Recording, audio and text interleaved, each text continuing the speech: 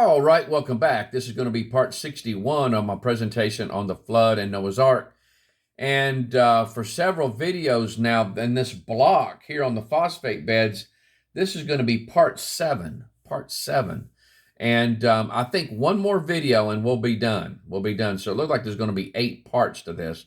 And so, but the last part, I'm going to show you, point you to some areas that you can learn more if you want to dig further into this, and just some places that you can go in general to learn further about creation as it is. And so, but we're going to talk about some books and stuff like that and some organizations. And we've been going through this book here. This is what really got me started in this whole topic, from John Allen Watson, this book that the late Joe Taylor did, and with Mount Blanco Museum. He took John Allen Watson's research paper, and he made a 29-page booklet out of it, and it talks about the phosphate rocks, also called the ashy phosphate rocks, and or beds in South Carolina, where supposedly it was reported that Francis Holmes had found evidence and fossils of humans and dinosaurs, or just animals that weren't supposed to be together in that layer, that they were laid down together, showing that these animals had lived together once. And we've been going through the what exactly were the phosphate beds, where it's showing that researchers have looked at that and stated that most of that material was from bones, the phosphate. And so not wanting to rehash too much of this, because I want to get into this topic that we got now, but I've been trying to at least give you guys, my creationist friends out there and Bible believers out there, when you hear about this, I'm trying to give you as much information that I'm able to get or glean about what it is, and kind of the controversy and surrounding it and stuff like that. And so, I also stated, I believe it was on the last video, when I was, if you'll notice on the screen here, I had showed this map and was saying that the other areas where the phosphate was found, because this, I'm going through some of the uniformitarian or evolutionist attacks that creationists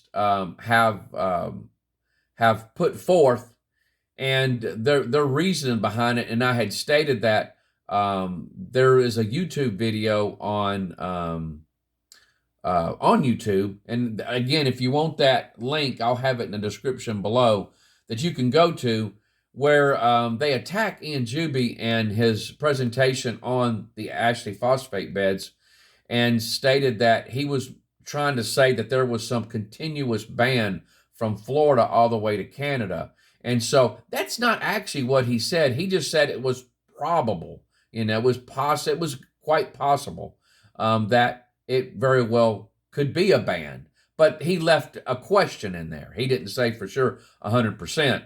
But a lot of the places that he states does have phosphate beds in it. And then I showed you this map here where it has it. Florida being the largest, with Bone Valley, North Carolina, Virginia, Tennessee, Utah, Wyoming, Idaho, and Montana. And I forgot to mention that Canada also has some. Canada does have some, and I think they're wanting to start a mine in Ontario. If they haven't already, I had read an article where they were wanting to start a mine in Ontario. And so I just inadvertently left that out. And so, but even in Canada, they have it. So he's correct. He's correct that there is phosphate running up the east side of the United States, but just in several, it's just kind of spotted, not because who knows? There may be some in every state. I don't know. I'm just throwing that out. But there are some spotted here and there running up the East Coast, enough to raise an eyebrow at. And so, but what we're going to do, if you'll notice, we're going to go to the next paragraph down on the this video from Aaron Raw, the YouTube channel called Aaron Raw. He did a video called Creationist ignorance on the Ashley phosphate beds, where he interviews a Dr. Boisenecker, and where he studied the phosphate beds for 7 to 8 years. And they kind of pick at what Ian was stating in his video. But in this video here that they have, if you want to watch it, again, I'll have the link in the description below. It's about 50 minutes long. Guys, it's worth watching. Even though they don't agree with creationists, it's worth watching. It's worth watching to see what they said. And I did learn some stuff from this Dr. Boisenecker. And so I was able to learn some things. But he stated that they argues that at the time when Holmes was doing his research, that in the 1800s, it was the infancy of geology, and that many geologists did not know what they were doing at the time. He said they were, and I quote, they were the ignorant early workers. They did not have the modern day tools geologists have now. And then this is my opinion, that I would point out that the comment is based on actual early ignorant workers who were uniformitarians also. And these early ignorant workers wanted to free the science from Moses. That was a quote from Charles Lyell. And guys, it was an attack on the Bible. They wanted to get rid of God. So this modern day evolution movement, I'm just going to call it a movement, this uniformitarian evolution movement in modern day is based off of these people back in the 1800s that were quote unquote ignorant early workers. And so even though he may have been referring to the creationist, he was still talking about in general geology at that time. And so, but you got to understand, guys, that geology at that time, they were breaking away from the Bible. They were breaking away from the Bible because remember, right around the 18th, all the way up to 1830s, for the most part, guys, for the most part, they believed the scriptures. They believed the scriptures. But it was around that time, right at that time, that Lyell made his so famous quote that he wanted to free the science from Moses, and it was a movement. It was a movement to get people into a more of a secular thinking. And even Darwin, and we go through some of Darwin's, some of the things that he said. He did not believe the Bible. He did not believe that. And we talk about that when I was talking about, when I was in the presentation of Dinosaurs and Man Living Together, that whole presentation of Dinosaurs and Man, we do go into Darwin towards the end of that whole presentation. But that was the turning point. That was the turning point. This right here was the pivotal time where science, most of science, I should say, decided we don't need God anymore to explain this world and kicked him out. And it's been a downward trend since then. And you can see the problems that we have, even in the school systems, the morality and everything, when you decide you don't want God anymore. As a whole, these are the problems that we have because of that. Now, going back to that paragraph, let's see. Boisenecker stated, now he's attacking Francis Holmes now. He's saying that Boisenecker stated that Francis Holmes was kicked out of the museum, and the museum went under. He also stated that Holmes was a slave owner. He also called him a planter. Now, he said planter was also another term for, I guess, people who owned a plantation and slaves and stuff like that. To me, a planter just means he's a farmer. But he said that Holmes was just a collector and not a very good geologist and effective museum curator. Now, what we're going to do is we're going to look at that. We're going to look at that specifically. Was Francis Holmes a slave owner? Now, what I did is, if you'll see the link below there, I went to this website right here called South Carolina Plantations and looked into the background on Francis S. Holmes. I wanted to find out, was he a slave owner? And so now, it was very interesting, some of the things that I did locate. Now, this right here is a screenshot from there. Now, there was a plantation that it's called Ingleside. The plantation is called Ingleside. But if you'll notice to the left there, this is it talks about the plantation, who owned it originally, and kind of it gives a breakdown. It gives a breakdown of the people kind of who owned it. And if you'll notice all the way down there at the bottom where it says 1871, it says the Parker children sold the plantation to Professor Francis Simmons Holmes. Holmes renamed the plantation Ingleside. Holmes experimented with growing rice at the plantation until the late 1870s. And so now, if you go over to the right, it says that Professor Holmes continued the experiment with rice long after slavery ended.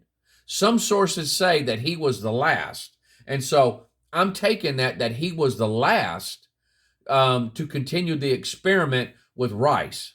Now in this on this website, it also tells the people and how many slaves they owned.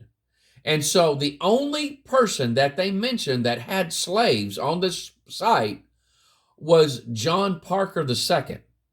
John Parker II. And they even say how many slaves he had. It was 34. He had 34, the number of slaves under John Parker. It does not mention that Francis S. Holmes was a slave owner. It don't mention that one bit. And so I couldn't find anything online that said that Francis S. Holmes was a slave owner. Now remember, guys, they're attacking this guy. They're trying to attack him personally to discredit him.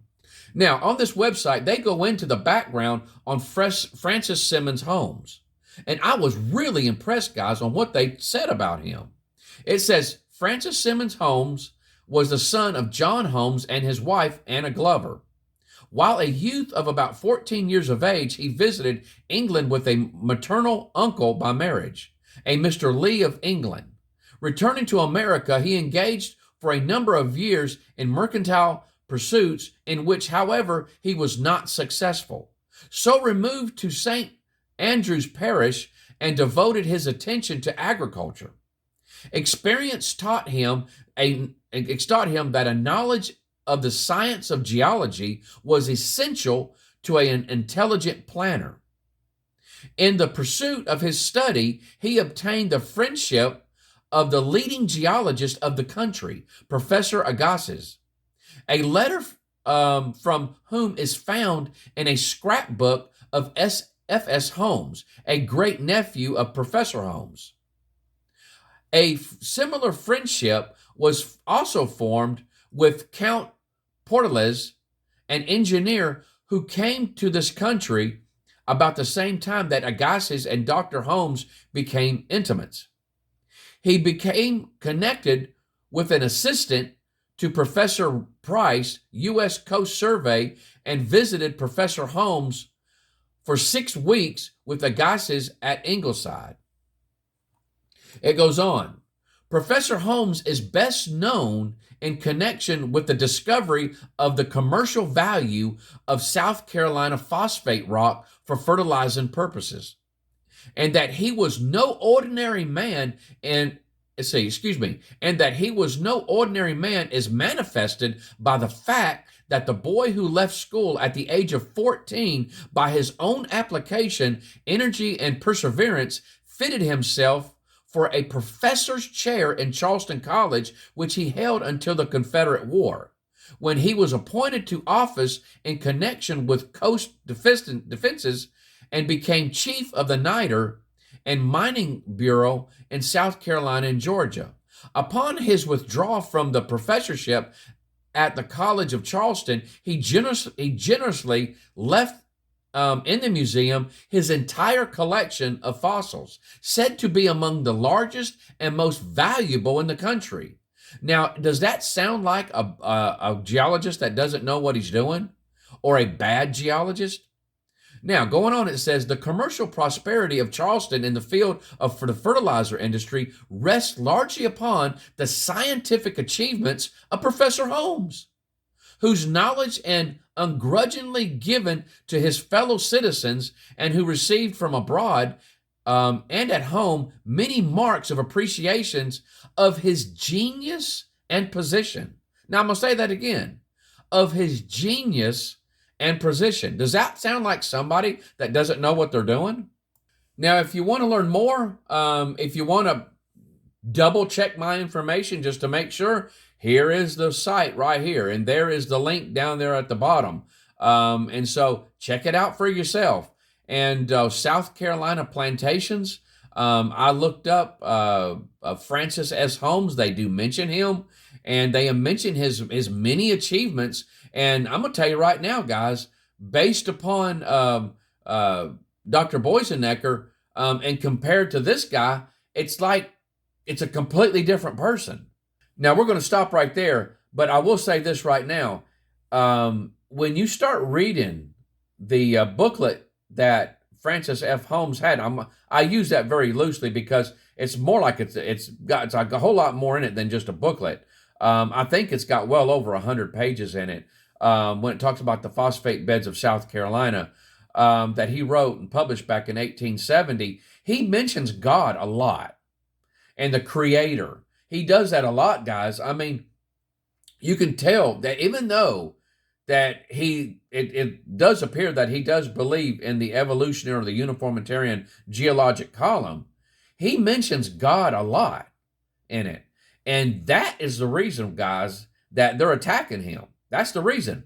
Just like they attacked Mary Schweitzer, even presently, in those articles that I was mentioning back in 2006. She says that she was a born-again Christian, and it's stated that that fact very alone makes people even more skeptical of her work, even though she's a great scientist and what she found was legit. This guy here was writing about God, and that's the reason why they're attacking him. He's not a bad geologist because I just read you what they said. This is from a secular article online. You can go on to it. It's a secular website. It doesn't talk about anything about the Lord, God. It's not anything religious. And they talk very good about him and that he had quite a history there. And he was quite the geologist. And was admired by many. And so even to the point, or when they quote, and I'm going to go back to it, it says that many marks of appreciation of his what? Genius and position. Does that sound like a geologist that don't know what he's doing? Not a very good geologist? And so Boysenecker made the claim that he probably used slaves to do most of the digging. Nowhere have I been able to find such information. And so, again, it's an attack on Holmes because of what he found. One, he found the evidence that dinosaurs and man coexisted together. And he talks about the Lord even in his stuff. And this guy supposedly does believe in the long ages. He believes in that.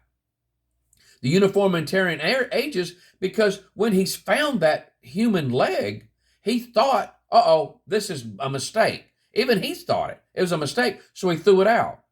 But then, I can respect the guy, even though he believed like he did. When they found that jawbone and some other things, he said, you know what? That leg was legit. It wasn't there by mistake. And so, he admits that. He actually admits it in his writings. I can appreciate somebody that will admit that. You won't find that today. And even now they ridicule him and say he didn't know what he was doing and that geology was all in its infancy. But you need to remember that the uniformitarians today base all their stuff on the infancy of geology. How do they know that's what they're even believing is right? Which it's not. It's not right. They're basing their whole theory on people that wanted to get rid of God, which was a mistake. So this whole thing on evolution and stuff, it's all done by people that wanted to get rid of God. And I can prove that but just because of the things that they said. Darwin and Lyell alone, you can take that and prove that they just wanted to get rid of God. They were tired of they didn't want to believe it no more. They just didn't want to believe it, and they walked away from God. And so now all this that we have today is the end result on what happened in the 1800s. And so, but at any rate, one more video, and we're going to end this. And but you guys look over this information. If anybody wants to double check what I found out about Francis F. Holmes, please do. If you find out anything different, send me a message. Let me know. Give me some references. And so, but I looked, and this is what I found. And so, which was pleasing to me. Pleasing to me. And I have to honestly admit, it does not surprise me one bit. It really doesn't surprise me one bit. This is just the way the attacks are. They attack the person personally because they don't like what they say, even though how good of a scientist or geologist that they are. And so, but you guys take care. I love you and hope the Lord blesses you real good. Bye-bye.